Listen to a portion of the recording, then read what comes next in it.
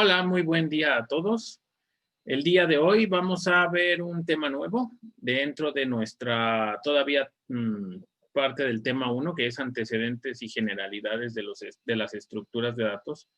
El tema del día de hoy es un tema muy importante, ya que si bien lo vamos a ver enfocado al lenguaje C, es un lenguaje que debe aparecer también es un tema que debe aparecer en cualquier paradigma de programación o en cualquier lenguaje de programación.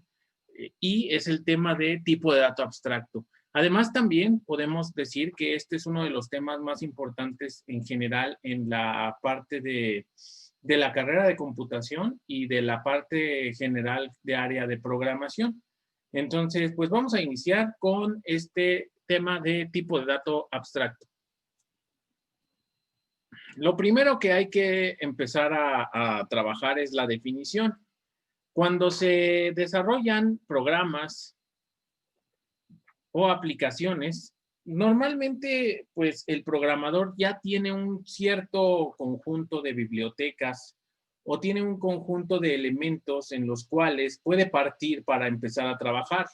El programador normalmente no se pretende que invente el hilo negro o que empiece desde cero a nivel hardware, a nivel procesador, todo ese tipo de elementos. Normalmente cuando ya trabajas sobre la estructura de algún lenguaje de programación, lo haces sobre una capa de abstracción que permite al programador asumir cuestiones de plataforma. Esas cuestiones de plataforma pues son precisamente el hardware y el software. Si tú como programador vas a empezar a trabajar en lenguaje C, pues te preocupas por aprender la sintaxis del lenguaje C, te preocupas por aprender ciclos de repetición, te preocupas por aprender algoritmos, pero no necesariamente te preocupas por la arquitectura, por el procesador y por elementos de hardware que son, digamos, de otro nivel. Entonces, estos aspectos, el hardware, el procesador, resultan totalmente ajenos al contexto en el que se encuentra el programador. El programador pues solamente se dedica a elaborar sus algoritmos y convertirlos en programas. Un ejemplo de ello son las funciones que se utilizan, las funciones, algunas de las más básicas del lenguaje C, que son printf o scanf.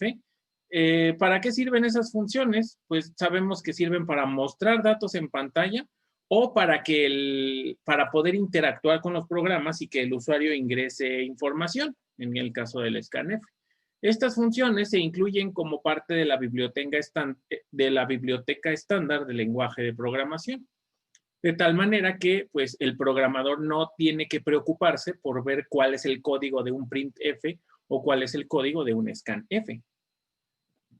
Este es un modelo de capas de abstracción que se utiliza en muchos aspectos de la programación y de la computación. La idea del modelo de capas es que hasta arriba tenemos al usuario, que puede ser un programador o puede ser en todo caso un usuario final que solamente utiliza las aplicaciones para su diversión o para su trabajo. El usuario interactúa con las aplicaciones y a su vez esas aplicaciones pues residen en las bibliotecas de lenguaje, en las bibliotecas que nosotros como programadores podamos crear o las que otros programadores han hecho para nosotros.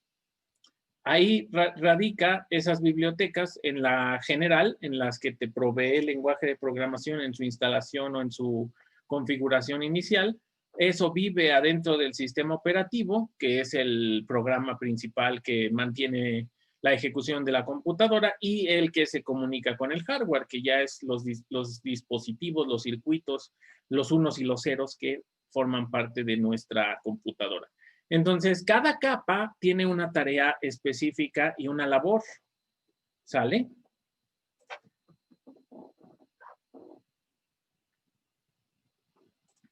Además, dependiendo de la capa en la que te encuentres, pues no es necesario conocer los aspectos de las demás. Por ejemplo, si alguien, como en el caso de los ingenieros eléctricos, trabaja a nivel hardware, pues a lo mejor ya no se preocupa tanto por las aplicaciones o por lo que haga o no haga el usuario. En este caso, por ejemplo, a nivel aplicaciones, pues tampoco se va a preocupar que si el sistema operativo puede trabajar de una o de otra manera, porque está cada uno en una capa de abstracción. Pero al final de cuentas, todas esas capas se conectan y hacen que todo funcione. ¿Qué es un tipo de dato abstracto? Cuando se habla en general de tipo de dato, se tiene que considerar que cada variable que definimos o cada variable que declaramos dentro de nuestros programas de un tipo específico debe tener un conjunto de posibles valores asociados y un conjunto de operaciones aplicables. Sabemos que si trabajamos variables de tipo entero, pues no pueden tener un valor de 5.5. O si tienes una variable de tipo float, su valor no puede ser Juan. ¿Sale? Cada tipo de dato tiene sus propios valores y sus propias operaciones. En el caso de los tipos de datos abstractos, pues ya son cualquier tipo de dato que el programador pueda construir. Por ahí dirían que es cualquier tipo de dato que el programador pueda imaginar para utilizar en los programas desarrollados. Cuando un programador crea un nuevo tipo de dato, se encapsula la lógica algorítmica y se crea una nueva capa de abstracción a las capas de software de más alto nivel. ¿Sale? El programador puede crear cualquier tipo de dato que se pueda imaginar, un automóvil, tipo de dato para definir variables para automóvil, tipo de dato para definir variables de tipo gato o tipo de dato para definir variables de tipo perro. Cualquier tipo que se le imagine al programador, pues ya es un tipo de dato y al ser un tipo de dato complejo, pues se convierte en un tipo de dato abstracto. Complejo en el sentido de que no es solo un valor entero o no es solo un carácter o no es solo un valor numérico flotante. Vamos a pensar otro ejemplo de esta idea de capa de abstracción. Son las otras funciones que te puede proveer el lenguaje C, como lo son fopen, fclose, fread, fwrite. Esas funciones, ¿para qué sirven? Bueno, pues su trabajo es encapsular la problemática relacionada con el manejo de archivos. Cuando tú quieres trabajar archivos en tus programas, pues lo que haces, no te tienes que preocupar por cómo guardar un archivo en el disco duro, cómo colocar esos bits de unos y ceros de la memoria RAM, llevarlos a un disco duro, porque al final de cuentas eso lo hace esas funciones con ayuda del sistema operativo, que es otra capa, y el hardware, que es otra capa. La implementación de los tipos de datos abstractos en lenguaje C, en este lenguaje del curso, es a través de estructuras. Y dependiendo del lenguaje de programación que se tenga, tendrá sus propios mecanismos para programar los tipos de datos abstractos. En el caso de un lenguaje orientado a objetos, pues normalmente se implementan con clases. Pero bueno, aquí estamos trabajando con estructuras. En las estructuras se pueden combinar los tipos de datos primitivos, los que ya vimos, int, float, char, y también incluso se pueden colocar otras estructuras. Y a partir de ahí se pueden generar nuevas variables y esto se aplica en diferentes niveles de abstracción. Cuando un programador inventa su propia variable, entonces a partir de ahí otros programadores pueden usar esa variable y no preocuparse por lo que hay debajo de ella, simplemente utilizarla para hacer programas más complejos y hacer programas que puedan ser tener una mayor cantidad de funcionalidades. Entonces, una estructura dentro del lenguaje C es una colección o conjunto de una o más características que también se conocen como miembros. Son las características que definen al tipo de dato que el programador va a inventar. En términos de estructura se llaman miembros. Cada uno de los cuales puede ser un tipo de dato diferente. Una estructura, ya lo mencionamos, sirve para implementar la definición de tipos de datos abstractos en lenguaje de programación C, como los que habíamos mencionado, perro, gato, auto, libro, mueble. Cualquier tipo de dato que el programador se pueda imaginar se implementa a través de estructuras. Ahora bien, en este contexto de estructuras, los miembros o características dentro de una estructura deben tener nombres únicos. Por ejemplo, si yo defino la estructura estudiante, pues sus miembros que podemos empezar a trabajar podría ser su nombre, su apellido, su edad, su número de cuenta. En esas características o esos miembros tienen que ser diferentes, no se podrían repetir. Sin embargo, por ejemplo, si yo defino otra estructura profesor, profesor pues también podría tener un nombre y un apellido y una edad. Entonces, esos miembros se pueden repetir en diferentes estructuras, pero no en la misma, no dentro de la misma. Además, pues bueno, dependiendo de la estructura, podrían tener una funcionalidad diferente. ¿Sale? Entonces, los miembros dentro de una estructura deben tener nombres únicos, pero pueden repetirse en diferentes estructuras, como el ejemplo que les menciono, va de nuevo, una estructura estudiante y una estructura profesor, ambas pueden tener el miembro nombre, o el miembro edad, o el miembro apellido, ¿sale? ¿Cómo se declara una estructura en lenguaje C? Se declara de una forma muy sencilla. Lo primero que ponemos es la palabra reservada struct. Inmediatamente después de la palabra reservada struct, colocamos el nombre que nosotros le queramos dar a nuestra estructura.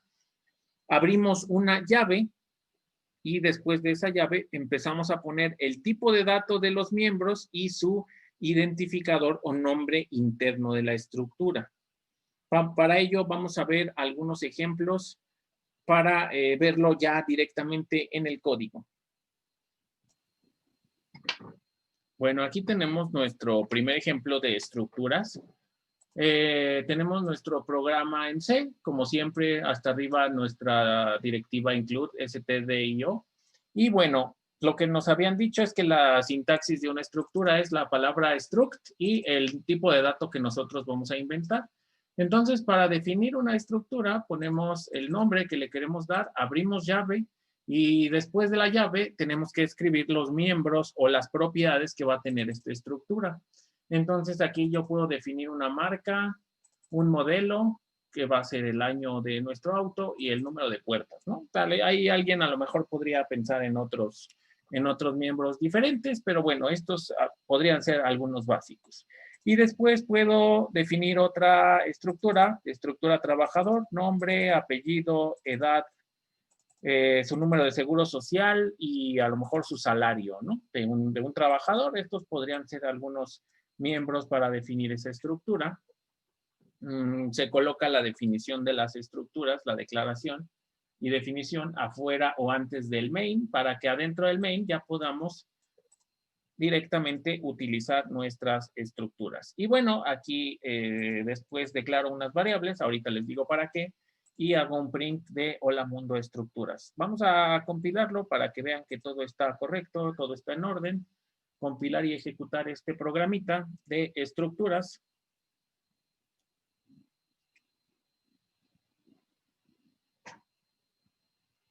Y aquí está nuestra salida hola mundo estructuras. Ahora, hasta este punto, lo que importa es que aprendamos la declaración y definición, que es struct, el nombre que queramos y las características. Y dentro del main, hacer la declaración de una variable asociada a una estructura. Pero bueno, aquí vamos a puntualizar también dos cosas más. Si yo quiero que mi estructura que yo estoy definiendo tenga valores numéricos, pues los valores numéricos son sencillos. Puedo poner short, int, long o float, ¿no? En este caso estoy poniendo short porque pues la edad, el año y el número de puertas pues son números pequeños. No hay necesidad de declarar un int.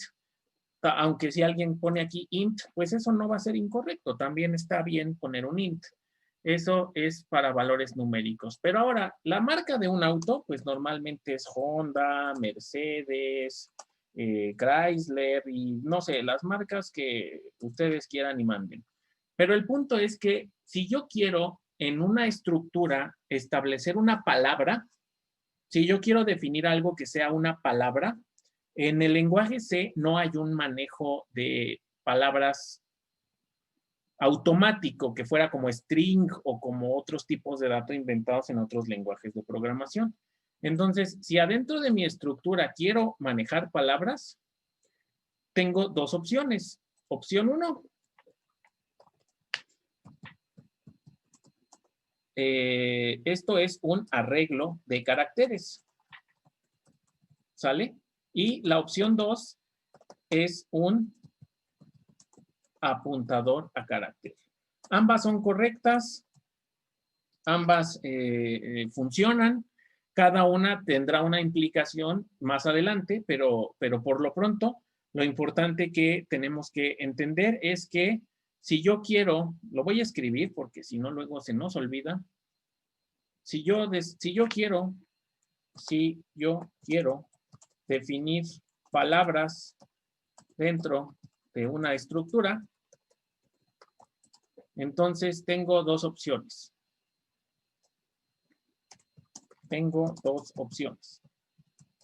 Opción 1, arreglo de caracteres. Opción 2, apuntador a carácter. Igual aquí en la marca de mi auto, pues yo utilicé la opción de arreglo de caracteres. Obviamente, este tamaño del arreglo, pues nosotros debemos tratar de calcular un tamaño donde quepa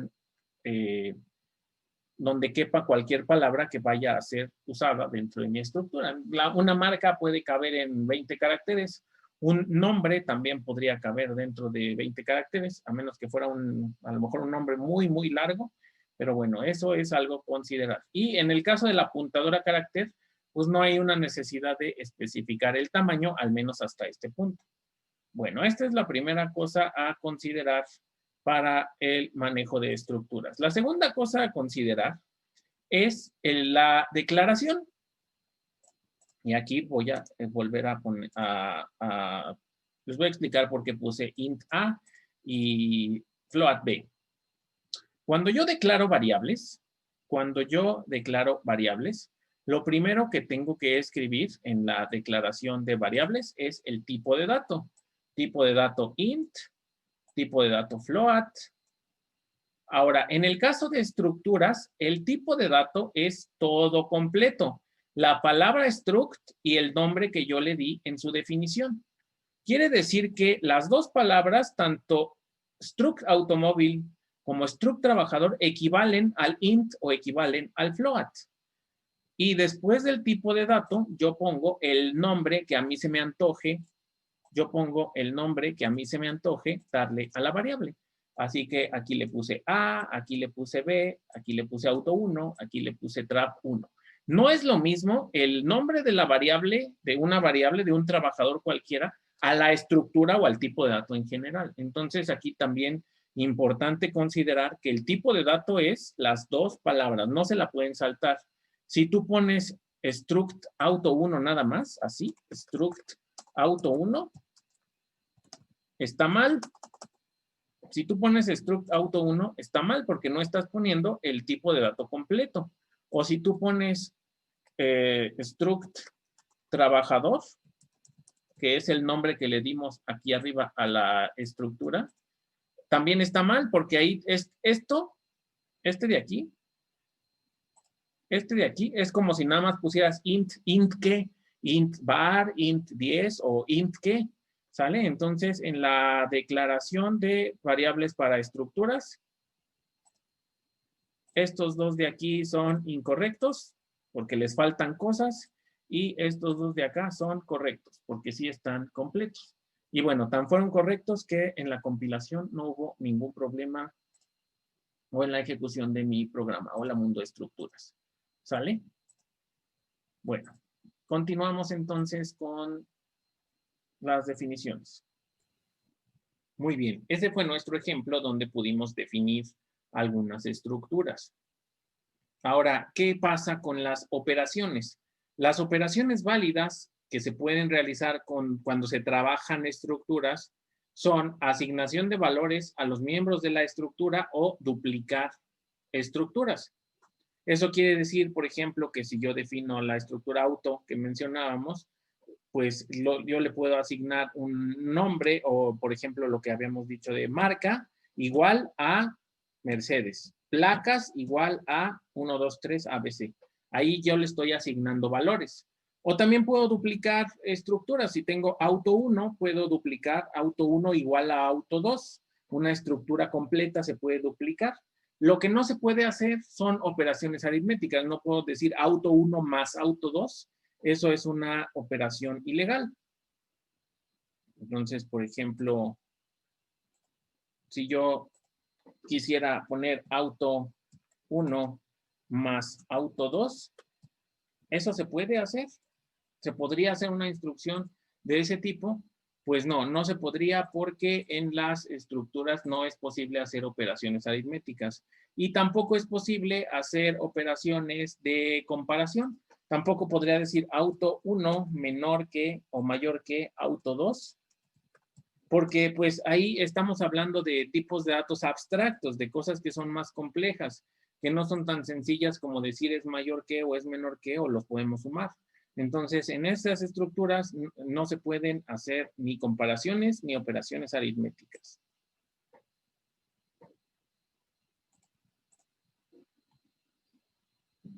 Y ahora aquí viene una parte muy interesante.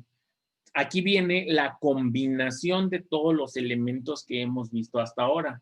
El uso de arreglos, apuntadores y estructuras facilitan la forma y la combinación entre esas tres facilitan la formación de nuevos tipos de datos, entre ellos las estructuras lineales y no lineales, como lo van a hacer, lo que veremos más adelante, con listas ligadas, colas, pilas, grafos y árboles, entre muchas otras.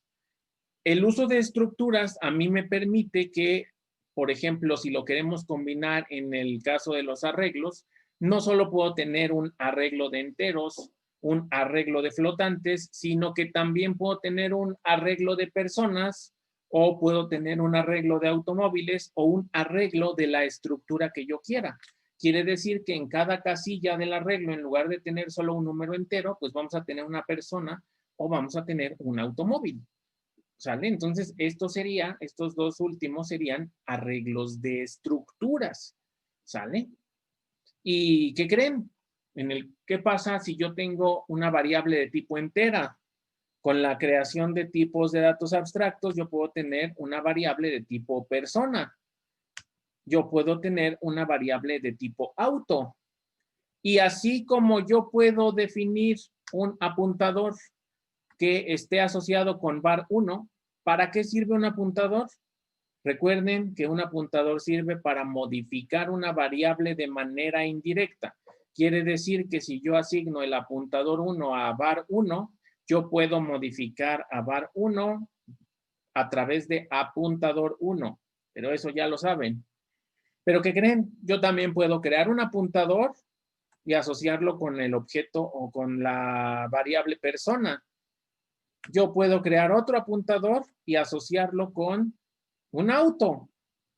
¿Recuerdan cuál era el paso 2 de apuntadores? Bueno, pues el paso 2 de apuntadores interviene aquí. Si yo quiero asociar un apuntador con una variable de cualquier tipo, tanto el apuntador como la variable tienen que ser del mismo tipo de dato. Vamos a ver este ejemplo. Aquí yo tengo una estructura para definir un tipo de dato alumno, más allá de que la estructura en realidad podría tener más miembros. Aquí solamente le estamos poniendo 2 para este ejemplo práctico, pero bueno, pónganle que ahí imaginen que tiene nombre, apellido, edad, lo que sea. Ahora bien, ya que tengo mi definición de la estructura, pues yo ya la puedo empezar a utilizar. Si yo digo struct alumno alu1, pues es una variable de tipo alumno. Esto lo vamos a poner ahora en este color. ¿Sale? Si yo tengo struct alumno alu1, pues yo tengo una variable de tipo alumno. Si yo tengo struct alumno y le coloco grupo y pongo entre corchetes 45, tengo un arreglo de 45 alumnos. ¿Sale? Ahí es una combinación entre arreglos y estructuras. Y si yo tengo struct alumno asterisco point, ¿para qué sirve el asterisco en la declaración de una variable? Pues entonces yo tengo un apuntador de tipo alumno. Y ese apuntador point, ¿para qué me va a servir? Acuérdense, otra vez lo repetiremos y lo insistiremos hasta que sea claro para todos. Un apuntador sirve para modificar variables de manera indirecta. Eso significa que el apuntador point nos va a servir para modificar a ALU de manera indirecta, ¿sale? Entonces, esta es la manera en la que se puede declarar una variable, un arreglo y un apuntador. Sin embargo, hay una alternativa, que es, si ustedes se fijan, en la primera definición de la estructura, pues nos habían dicho que al cerrar la llave, se debe poner punto y coma, y ahí termina la definición de la estructura. Pero si yo, en la definición de la estructura, en lugar de poner el punto y coma, pongo mi ALU1, grupo 45 y point, lo que estoy haciendo es, en la definición de la estructura, estoy declarando variables globales de la estructura. No es muy recomendable hacerlo. Recuerden que no es muy recomendable usar variables globales por los términos de memoria, etcétera. Pero si alguien lo quiere hacer, lo puede hacer de esta manera. Entonces, digamos, la forma 1 es declarar la estructura y en otro lugar definir las variables. Y la opción 2 es, junto con la declaración, de una vez definir esas variables globales. Estas variables globales son exactamente lo mismo que se había especificado en este punto. ¿Preguntas?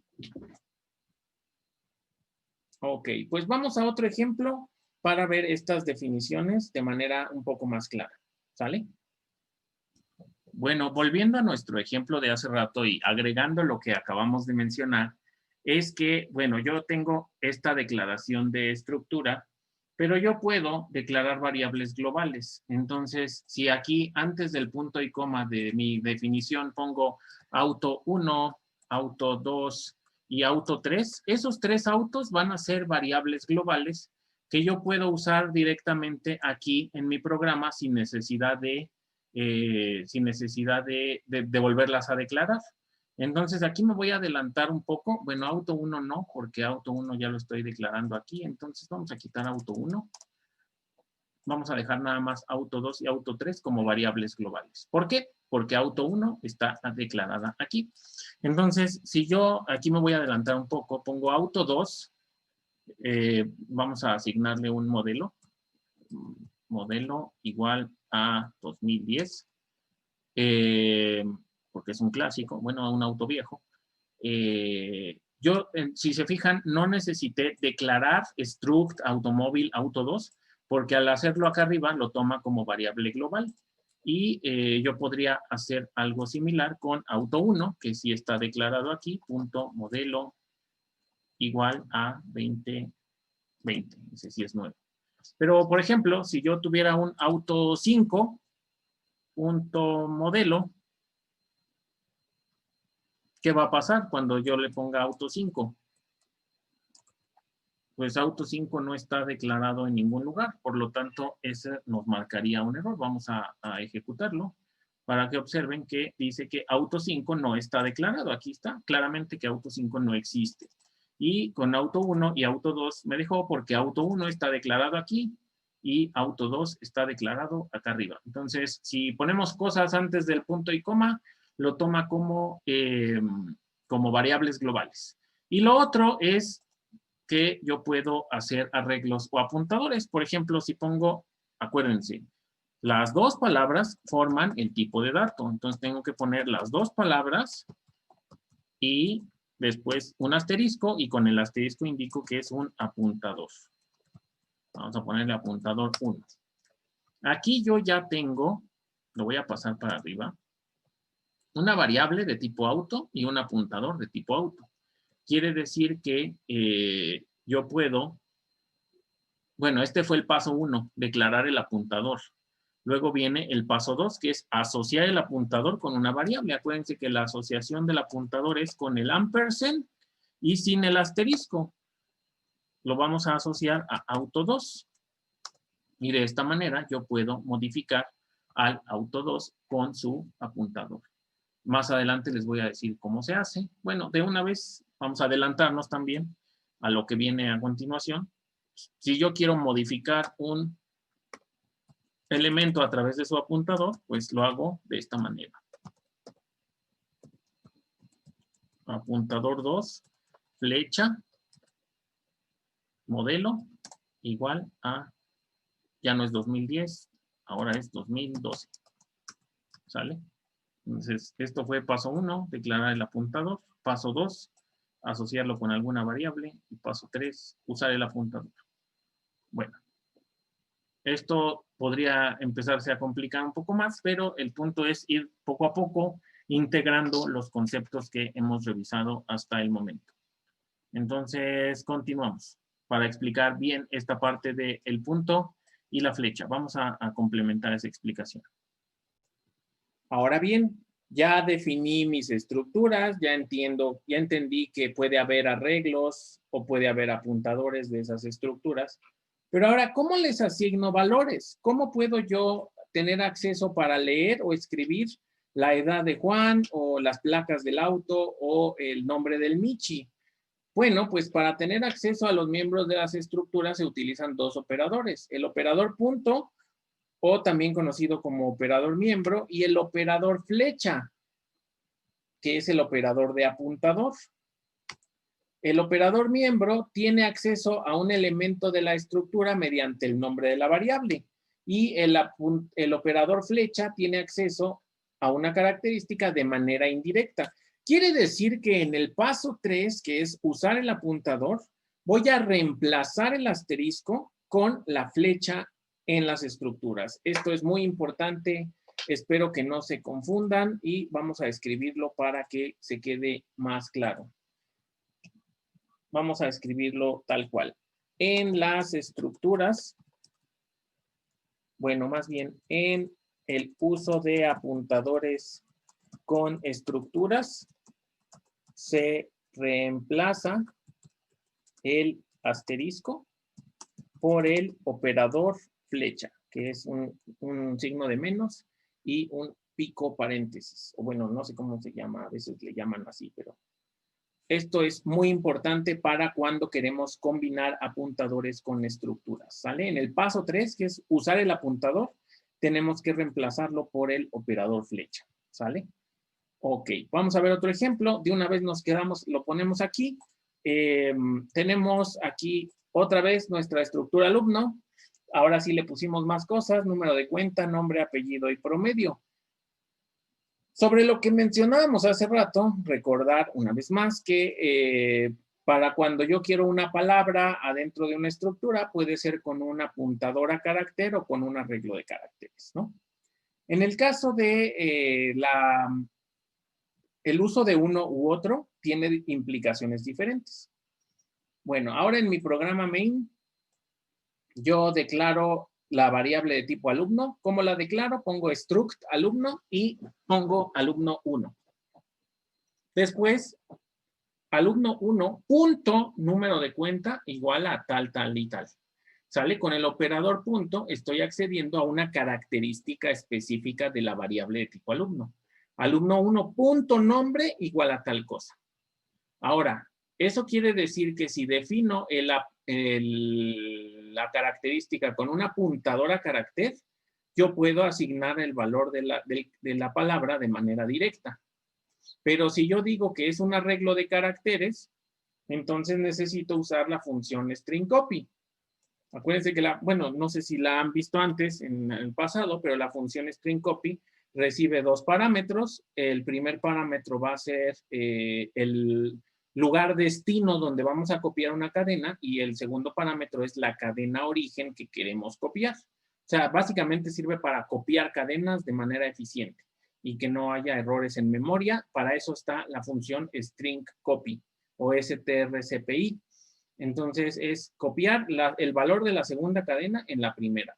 Y de esta manera yo asocio un valor para cuando defino adentro de una estructura una palabra con un arreglo de caracteres. Y bueno, para imprimir esos valores que ya acabo de asignar a mi variable alumno 1, pues únicamente, nuevamente uso el nombre, digo, uso el operador miembro para especificar que quiero ver el nombre o que quiero ver el apellido. Ojo, si tú quieres ver un cierto valor de tu estructura, necesariamente tienes que poner el valor que quieres ver, el miembro que quieres visualizar. En este caso, si tú pones printf y pones, por ejemplo, algún por ciento o lo que sea, y después le pones alumno 1, no vas a ver la información de tu alumno, ahí vas a ver algo diferente, ¿sale? Entonces traten de evitar esta instrucción, no lo hagan. Si quieren imprimir algo, tienen que seleccionar si quieren ver el nombre, el apellido, el número de cuenta o cuál de los valores que definiste es el que quieres ver, ¿sale?